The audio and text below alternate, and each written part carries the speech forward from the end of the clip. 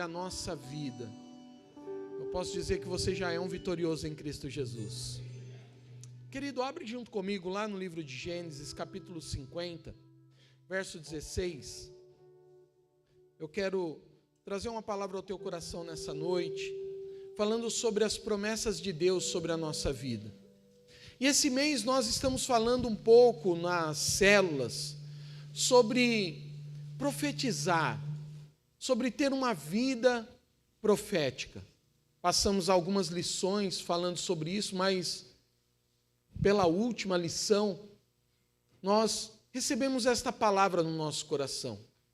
E como é importante nós profetizarmos e entendermos que quando nós profetizamos, as promessas de Deus se cumprem na nossa vida. Amém? Essa é a palavra que Deus coloca ao nosso coração. Então, lá no versículo 16 de Gênesis, a palavra diz assim: portanto, mandaram dizer a José: teu pai ordenou, antes da sua morte, dizendo: assim direis a José: perdoa, pois a transgressão de teus irmãos e o seu pecado, porque te fizeram mal. Agora, pois, te rogamos que perdoes a transgressão dos servos do Deus de teu pai. José chorou enquanto lhe falavam. Depois vieram também seus irmãos, prostraram-se diante dele e disseram: eis-nos aqui por teus servos. Respondeu-lhe José: não temais, acaso estou eu em lugar de Deus? Vós, na verdade, intentastes o mal contra mim, porém Deus o tornou em bem, para fazer, como vedes agora, que se conserve muita gente em vida. Não temais, pois eu vos sustentarei a vós outros e a vossos filhos. E assim os consolou e lhes falou ao coração. Queridos, aqui nós vemos uma passagem de José, e só para trazer um contexto dessa passagem, nós estamos falando aqui aproximadamente depois de 40 anos. Se nós nos recordamos um pouco, José foi lançado em uma cisterna e vendido como escravo aos 16 anos de idade. Nós estamos falando de José aqui aproximadamente com 50 e poucos anos agora. Se passaram 40 anos. E ali na morte do seu pai e a trajetória ali, José sofre um pouco pela morte, porque seu pai tinha no seu coração, antes da sua morte, falou para José e seus irmãos: eu quero que vocês me enterrem lá no campo onde Abraão comprou, lá em Macpela, para que vocês coloquem o meu corpo naquele lugar junto com os meus antepassados. E ali estava falando não do Egito, mas de uma terra onde ficava lá, onde o povo de Deus vivia. Então sai uma caravana, a palavra, se você ler no capítulo 50, sai uma caravana muito grande, com egípcios também, e ali acompanhando aquela caravana, e eles ficam aproximadamente 7 dias nessa caravana para sepultar Jacó naquele lugar. E ali eles voltam, querido, aqui a passagem já está no Egito, já novamente, e traz, querido, algo que parece ser tão importante para nós nos dias de hoje. Aqueles irmãos traz novamente um assunto que já estava enterrado há 40 anos atrás. Aonde, se você recorda um pouco, José, quando se encontra novamente com seus irmãos, já na terra do Egito, porque o país passa por uma grande fome, a palavra do Senhor diz que naquele momento ele já perdoou, porque a palavra diz que José chorava tão alto que todo o Egito escutava o pranto de José quando ele encontrou seus irmãos. Já havia se passado muitas coisas, mas a promessa de Deus sobre a vida de José, querido, ela estava se cumprindo, porque na sua juventude Deus falou para ele algo tão importante, que seria que toda a sua família se curvaria e serviria a ele. E ele tinha isso no seu coração. A promessa de Deus, a palavra de Deus estava sobre a sua vida. Algo estava acontecendo naquele momento de trazer toda uma trajetória novamente. E querido, às vezes acontece conosco. Às vezes você tem uma promessa, você sabe que Deus falou, alguém profetizou sobre a sua vida, e essa promessa você sabe que vai se cumprir, porque está escrito na palavra.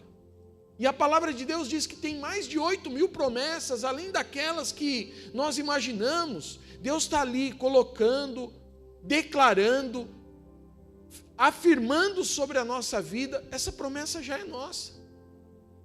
E às vezes o inimigo, querido, ele vem sobre a nossa vida, como está aqui no texto. José novamente chora por esse assunto. Por que levantar novamente esse assunto? Já está perdoado. José sim traz uma indignação ao teu coração, dizendo assim: na verdade você quer me colocar no lugar de Deus, porque os seus irmãos procuraram José para falar novamente daquele assunto. Parece que algo não estava esclarecido para a vida dos irmãos, não para José. José tinha uma convicção dentro do seu coração. José sabia o que Deus estava fazendo com a sua vida. E aqui, queridos, nós já estamos falando quase no final ali, perto da morte de José já. E quando isso acontece, querido, dentro do nosso coração, há uma surpresa dentro de nós. E eu queria trazer uma história, um ato real que aconteceu lá nos Estados Unidos. Existia um homem, querido, esse foi um testemunho que uma igreja americana recebeu. Era um homem que vivia com aquelas gangues, sabe? Aquelas gangues de motoqueiro, aqueles cara legalzão, quando você olha na estrada, aí aqueles tiozão, né? Geralmente é os tiozão que tá ali naquelas motos grandona, tal, e aquelas motos que você se identifica que tem uma caveira atrás, negócio bem tenebroso mesmo, aqueles negócios bem esquisitão mesmo. E aí esse jovem, querido, tinha uma mãe, mas esse jovem vivia numa gangue que se chamava Anjos do Demônio. E diz que a sua mãe, aquela irmã, procurou o pastor da igreja para falar que estava muito preocupado com o seu filho. E começou a contar a história, falou assim: ó, o meu filho, ele faz parte dessa gangue, falou o nome da gangue, que é Anjos do Demônio. Mas pastor, eu estou cansado, eu passo há muito tempo orando pelas manhãs, e parece que Deus não está me ouvindo. E ela fala que orava para que Deus pudesse libertar a vida do filho, para que Deus pudesse tirar ele daquele lugar, porque sabia que era um caminho de morte, sabia que era um caminho de destruição. Então, ela orava pelas manhãs, e na madrugada, querida, ela ficava na janela esperando seu filho, ou uma notícia de que seu filho estava morto, do que teria acontecido contra a vida do seu filho. E aí o pastor ficou meio indignado com aquela resposta daquela irmã. Falou assim: irmã, pensa junto comigo. Se você crê no poder de Deus? Quem crê no poder de Deus aqui? Aleluia. Você crê no poder de Deus, irmã? Sim, eu creio, eu tenho orado, mas eu estou cansado, pastor, de orar. Irmã, se a irmã ora e crê nas promessas de Deus que está na Bíblia, a segunda parte é que eu não estou entendendo. Por que a senhora fica pelas madrugadas esperando uma notícia que teu filho está morto? Que aconteceu alguma coisa? Tudo aquilo que a irmã está orando, a irmã está desfazendo nas madrugadas. E disse que o pastor começou a ministrar no coração daquela irmã a respeito disso. Se você abrir lá em Êxodo capítulo 3, você vai ver ali Moisés agora. Moisés agora ele sai do Egito, ele vai apacentar as ovelhas do teu sogro, bem distante do Egito agora. E ele vê, quando ele está apacentando ali o rebanho do seu sogro, ele vê um arbusto, uma sarça, né? Então, versículo 2 do capítulo 3 de Êxodo, a palavra diz assim: apareceu-lhe o anjo do Senhor, numa chama de fogo no meio de uma sarça, e Moisés olhou, e eis que a sarça ardia no fogo, e a sarça não se consumia. Queridos, imagina, agora, tirando um pouco o contexto dessa história, que eu quero trazer um parêntese a isso, você olha para Moisés, mas quando nós estamos na presença do Senhor, algo acontece sobre a nossa vida. Quem crê nisso? Quando nós estamos firmados, jogados no braço do Pai, quando nós estamos vivendo ali a palavra de Deus ao nosso coração. Moisés era um homem como esse, estava vivendo algo de Deus na sua vida, mesmo distante do seu povo, da sua família. E ali, queridos, imagina se você, na tua casa, por exemplo, nos dias de hoje, pegasse fogo num arbusto, no fundo do teu quintal, e aquilo seria um fogo ardente ali. O que você faria? Vamos lá, o que você faria se o fogo estivesse pegando no teu quintal? Ninguém faria nada? Apagar, não é verdade? Jogaria água no negócio, não jogaria? Talvez você ficaria até desesperado por causa daquele fogo, sim ou não? Vocês estão achando que é pegadinha, né? Aleluia. Mas o normal que seria? Você apagar aquele fogo. Agora imagina, queridos, Moisés estava tanto na presença do Pai, que ele via aquele fogo, mas ele falou assim: esse fogo não é natural. Esse fogo é algo de Deus. E a palavra do Senhor diz que o fogo queimava naquele arbusto, mas não consumia as folhas. Isso é um sinal que Moisés parou para verificar como estava aquele fogo. Sabe o que traz isso para nós, querido? Que Moisés não entrou em desespero. Ele não quis apagar o fogo no meio do mato. Ele ficou observando, porque ele sabia, uma pessoa que tem o fogo de Deus na sua vida, ele consegue identificar as coisas espirituais que está acontecendo à sua volta. Ele consegue identificar isso. Então, voltando para a história do rapaz, aquele pastor começou a ministrar dessa forma com a vida da irmã. Irmã, você está orando, está intensificando o fogo sobre a sua vida, mas ao mesmo tempo você está caindo em desespero. Você não está crendo nas promessas de Deus sobre a sua vida. E queridos, às vezes é difícil nós ouvirmos essas palavras ao nosso coração quando nós estamos fazendo tudo ao contrário do que diz a palavra de Deus. É verdade ou não é? Às vezes nós sentimos chateados, falamos assim: puxa vida, parece que esse pastor só quer puxar a orelha só, esse pastor está, invocado hoje, aleluia. Então ela disse que foi para casa, e passou aquela manhã, e quando chegou a noite, na madrugada, o que ela fez? Agora, depois dessa situação, o que vocês acham? Ela foi dormir, ela foi descansar, conforme a palavra do Senhor disse: eu orei, criei, como o pastor tinha orientado. Agora ela foi descansar, ela foi dormir. E diz que quando amanheceu o dia, o seu filho chegou da noitada lá, aquele cara invocado lá, parou aquela montona que faz, e chega na garagem da casa, sabe? E aí estacionou lá e entrou lá, aqueles caras andam meio assim, né? Entrou lá e tal. E aí, mãe? Tudo bem? Porque eles falam bem forte, né? É até legal, né? E aí ela falou assim: tudo bem, meu filho. Filho, eu preciso te dizer algo hoje. Ele pode falar, mãe. Porque ele é bem invocadão, né? O meu filho, você vai ser um grande homem de Deus. Ele: imagina, mãe. Você não sabe, a minha gangue está escrito, na minha jaqueta aqui atrás, eu sou um anjo do demônio. Ela fala assim: imagina, você não é um anjo do demônio coisa nenhuma. Você na verdade é uma pessoa muito especial a partir de agora para mim. É, mãe, mas eu não vou para a igreja. Não é igreja. Mas você agora eu vou te chamar de meu Moisés. Que Moisés coisa nenhuma, meu nome é tal e eu sou um anjo do demônio. Não tem problema, Moisés. E aí ele, como todo bom parrudão, saiu lá. E passou. Ela continuava orando, e nas madrugadas o que ela fazia? Dormia.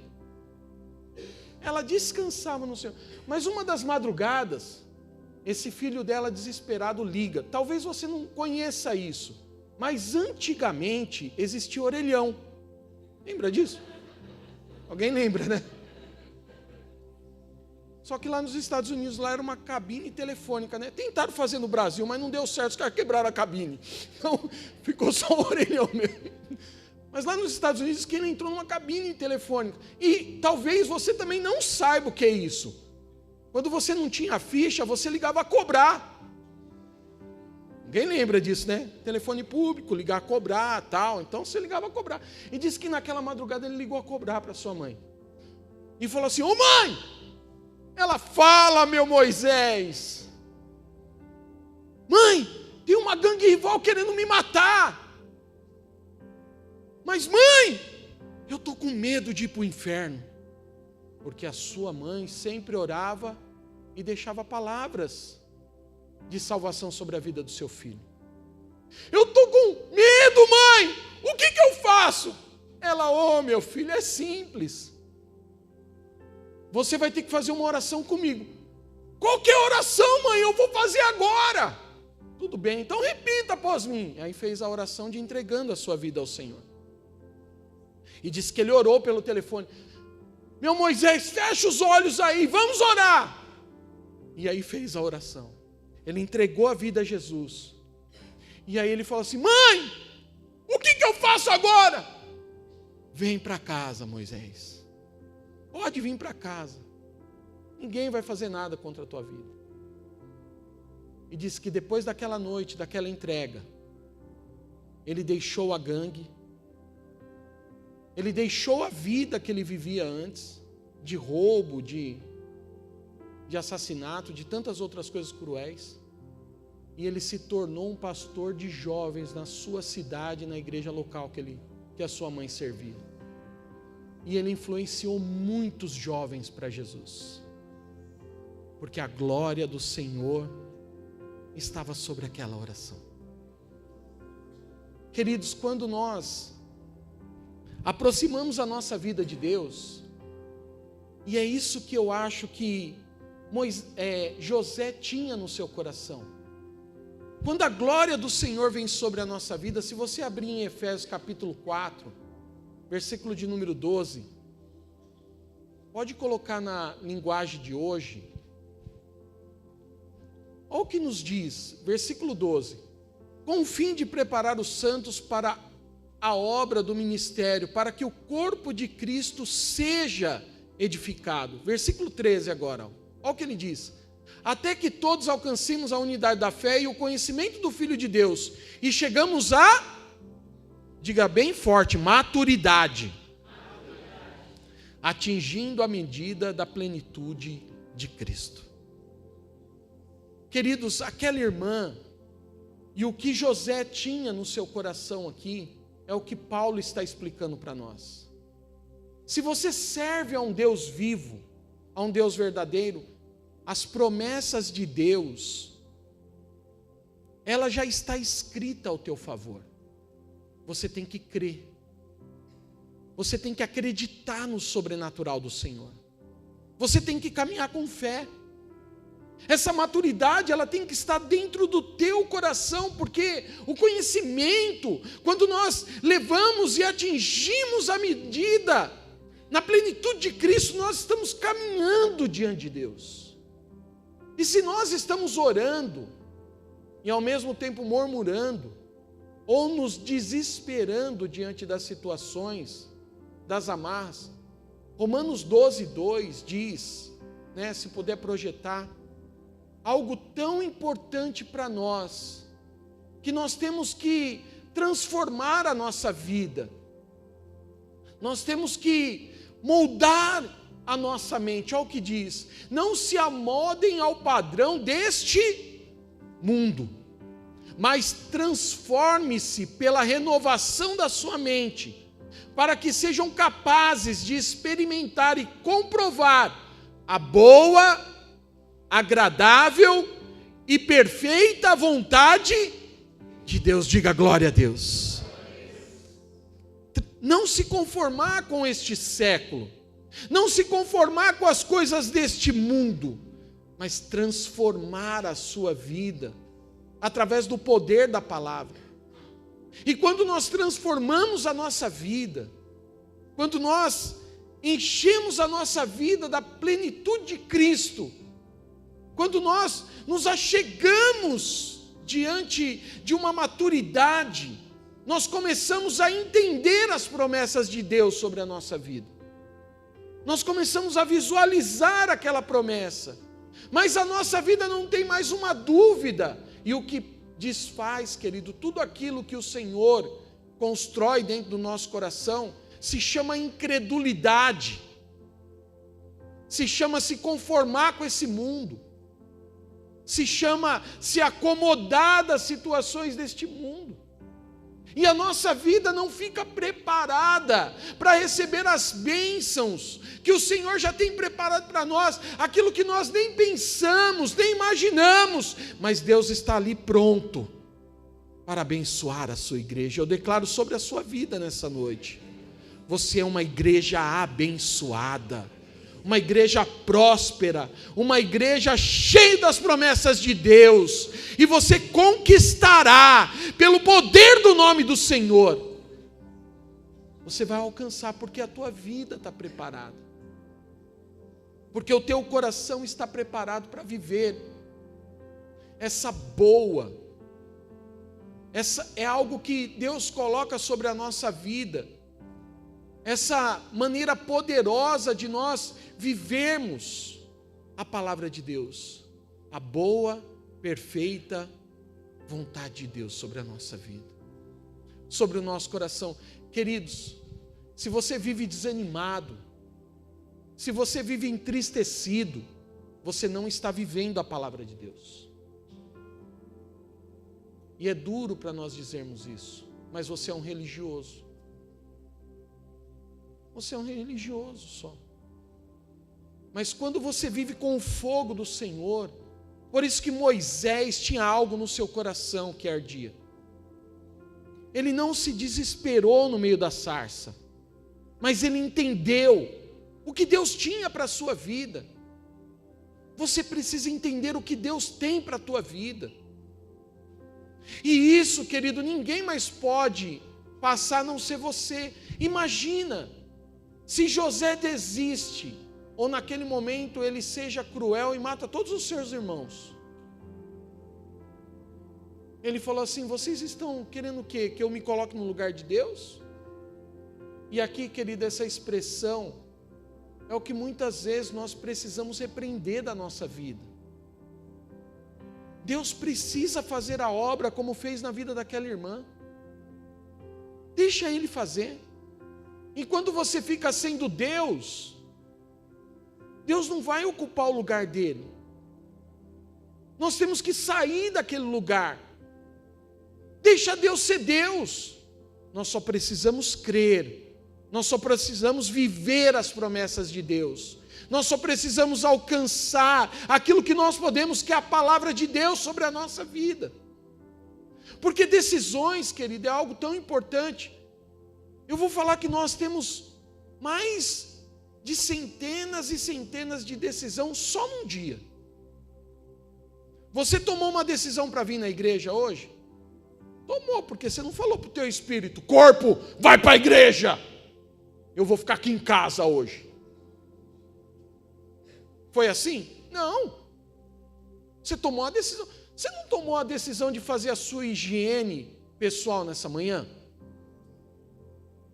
Isso, bom, não precisa levantar a mão, né? Mas você tomou uma decisão de pegar a escova de dente e escovar os dentes, sim ou não? Foi uma decisão. Se você tomou ela, glória a Deus, aleluia. Você tomou uma decisão de tomar o banho. Você olhou para o relógio e falou assim: agora é hora de eu tomar um banho. É uma decisão. Você tomou uma decisão. Essas são as decisões mais simples da nossa vida, mais comum, que você não percebe, mas é uma decisão. Às vezes a pessoa fala assim: não, decisão para mim é quando eu compro algo. Decisão para mim foi o dia do meu casamento. Decisão para mim foi quando eu sentei com a minha esposa: ó, mulher, nós vamos ter um filho esse ano. É decisão isso? Sim ou não? É decisão, mas a gente só imagina que as decisões maiores são decisões, e as menores? Eu vim para a igreja, tomei a decisão de vir para a igreja. Eu vim para a igreja para fazer o quê? Alguém sabe dizer aí? Fazer o quê? Para adorar a Deus. Mas eu cheguei na igreja e não adorei o Senhor. A minha decisão foi não adorar. Sei lá, você pode estar cansado, pode estar chateado, pode estar, cheio de problema, pode estar cheio de situação. Você chegou na igreja e não tomou a decisão certa. Deus está olhando para a nossa vida nesse momento? Sim ou não? Quem crê na palavra de Deus aqui? A palavra do Senhor diz que aonde há 2 ou mais reunidos em meu nome, eu estarei. E aí você veio para a igreja e não tomou a decisão certa. Pensa, querido, que Deus olha para nós, por isso que José fala para nós, para a nossa vida: eu estou me colocando no lugar de Deus agora? Eu já fiz o que tinha que fazer. E às vezes, amados, a nossa posição é fazer aquilo que Deus tem falado através das suas promessas para nós. Deus fala para nós perdoarmos, temos que perdoar. Deus fala para nós amarmos, o que nós temos que fazer? Amar. Deus fala para nós irmos à frente, o que nós temos que fazer? Caminhar em direção a Ele. São decisões. Ninguém vai tomar decisão pela nossa vida. Ninguém vai tomar uma decisão por mim. Ninguém vai tomar uma decisão por você, é você que tem que tomar. Não tem como terceirizar essa área. É a minha vida.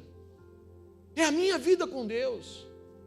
E eu creio, querido, que essas decisões é que nos levam a receber as promessas de Deus sobre a nossa vida.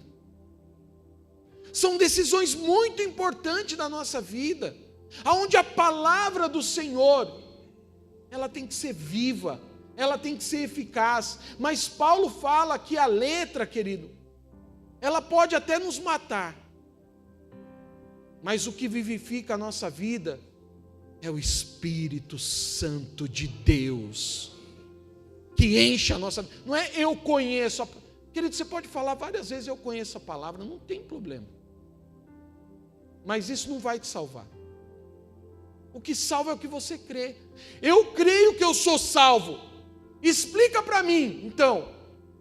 Tem como explicar aquilo que você crê? Sim ou não? Não. Não tem como explicar o que eu creio. Eu creio. E por que você crê que Deus está aqui? Porque a palavra de Deus me afirma isso. Eu creio aonde? Eu creio na palavra de Deus.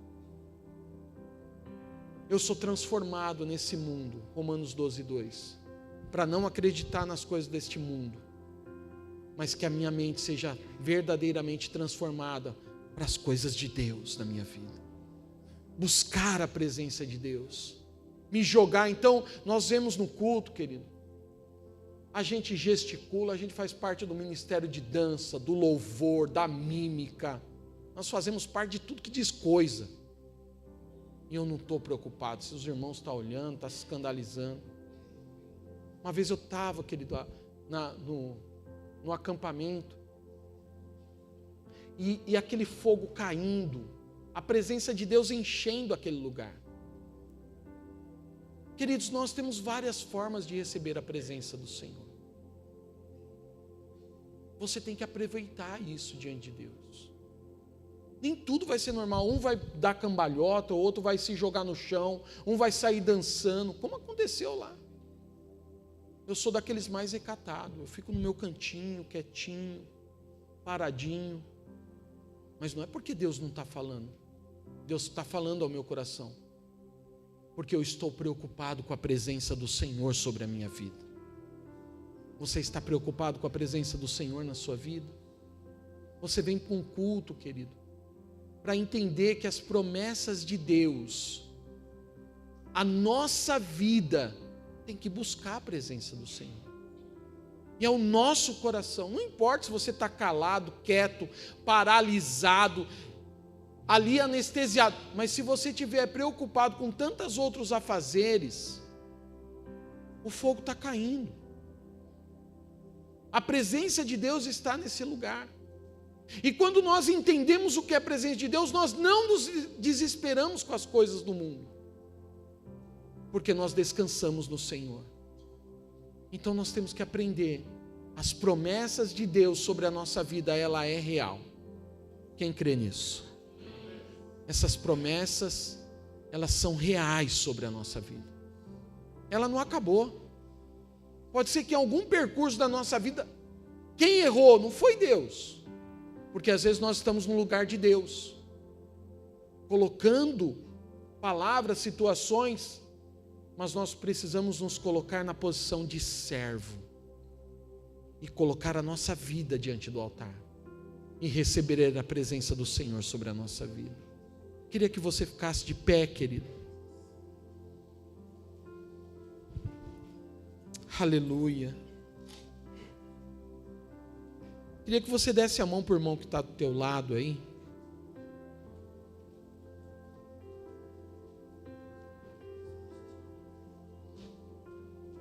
Porque, queridos, como igreja, a palavra do Senhor diz que quando nós estamos em unidade,